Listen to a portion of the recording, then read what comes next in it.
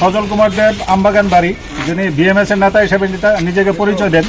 উনি হঠাৎ করে অটো সংক্রান্ত কি একটি ঝামেলা নিয়ে মোটর স্ট্যান্ডে ওনার ভাই সঞ্জয় দেব সহ 5-7 জন আক্রমণ চালায় এবং মোটর স্ট্যান্ডের 2-3টে ইউনিয়নের যাবতীয় আসবাবপত্র সব কিছু ভেঙে দেয়, টাকা পয়সাগুলো নিয়ে যায় এবং আমাদের 5 থেকে 6 জন শ্রমিককে আহত করে 3-4টা গাড়ি ভাঙচুর করে। তো আমরা এরই প্রতিবাদে আজকে বিশালগড় থানার দ্বারস্থ হয়েছি, আমরা সমস্ত শ্রমিক মিলে। তো আমরা চাইবো বিশালগড় থানা এই ব্যাপারে আইনগতভাবে কি ব্যবস্থা নেয়, আমরা এটার জন্য আজকে এসেছি। মূলত কি বিষয় নিয়ে আক্রমণ করা হয়েছে? আক্রমণের কোনো বিষয় আমাদের জানা নেই, অতর্কিত আক্রমণ করেছে, উনি বলতে পারবেন কি বিষয়। আমাদের এরকম কোনো বিষয়ই নেই আক্রমণ করার মতো। থানা কি মামলা হয়েছে এই বিষয়ে? না, আমরা মামলা করতে এসেছি।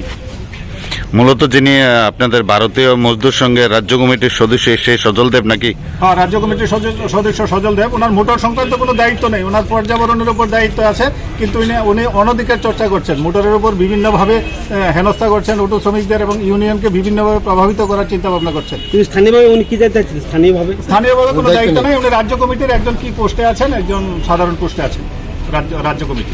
আপনার নাম? আমার নাম সজল দেব।